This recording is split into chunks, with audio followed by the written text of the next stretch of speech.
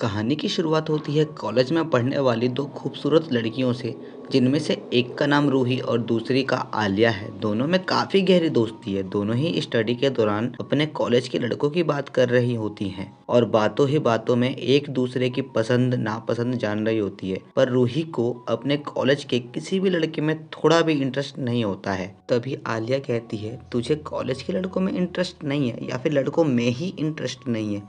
ऐसा कह के हंसने लगती है। स्टडी खत्म होते ही आलिया रूही को अपने नए घर में लेकर आती है और सबसे पहले अपनी माँ से मिलवाती है। उसकी माँ एक भयानक कार एक्सीडेंट के कारण पिछले 5 सालों से कोमा में है और लाइफ सपोर्ट के थ्रू आज तक जिंदा है। दूसरे तरफ रमेश यानी आलिया के पिता एक बेहद ही खुशमिंदा और कैरिंग नेचर के इंसान है और रमेश की यही खूबी कहीं ना कहीं रूही को पसंद आने लगी थी। अगले दिन रूही आलिया को बिना बताए उसके घर आ जाती है।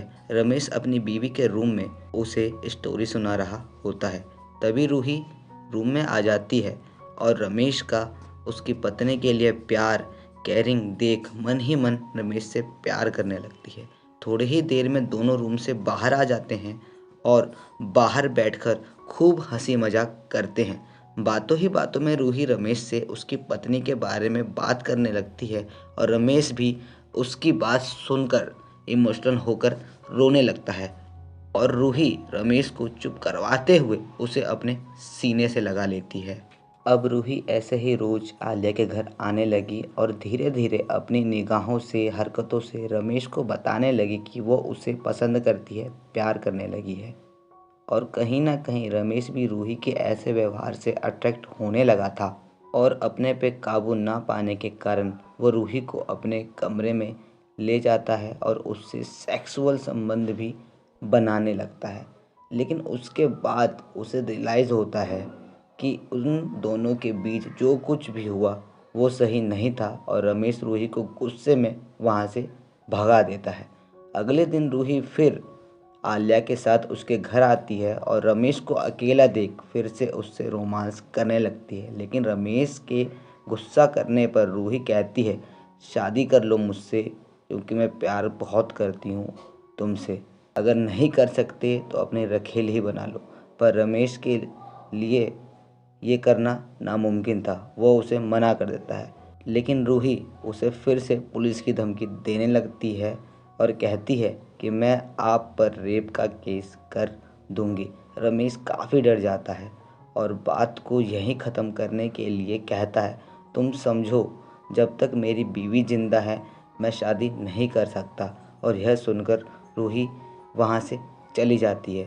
रात में रूही ये सब सोच रही होती है कि मुझे रमेश से शादी करने के लिए कहीं ना कहीं उसकी पत्नी को रास्ते से हटाना ही होगा। अगले दिन रूही रमेश की पत्नी को मारने की गंदी कोशिश करती है, जिसमें वो नाकामयाब हो जाती है और आलिया के साथ कॉलेज निकल जाती है।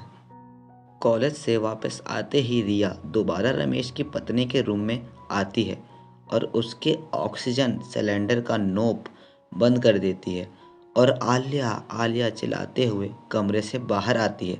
जब तक रमेश और आलिया वहां पहुंचते हैं तब तक रमेश की पत्नी का देहांत हो चुका होता है, जिसे देख रूही बहुत खुश होती है और रमेश के पास जाकर झूठी तसल्ली देते हुए रमेश से शादी करने को बोलती है और रमेश को धमकी देते हुए उसे 10 दिन का समय देती है।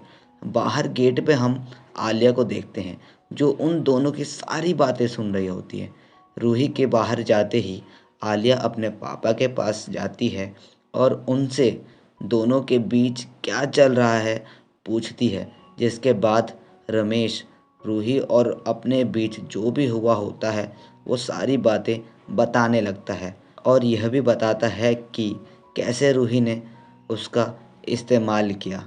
रात होती है। आलिया अपनी मॉम के मरने से पहले जो कुछ भी हुआ होता है वो सब याद कर रही होती है और उठकर अपनी मॉम के कमरे में जाती है। वह वहाँ कुछ क्लू ढूंढ ही रही होती है कि उसकी नज़र उस ऑक्सीजन सिलेंडर के नोक पर पड़ती है और वह समझ जाती है कि उसकी मॉम का मरना कोई हादसा नहीं बल्कि सोची समझी साजिश है। अगली सुबह जैसे ही रूही उसके घर आती है तो आलिया सच जानने के लिए रूही से झूठ बोलती है कि पुलिस उसकी मॉम की केस री इन्वेस्टिगेट कर रही है। उसका कहना है कि मेरी मॉम की डेथ कोई नेचुरल डेथ नहीं है बल्कि एक मर्डर है, जिसे सुन रूही घबराने लगती है। आलिया रूही को कहती है, तू क्यों घबरा रही है?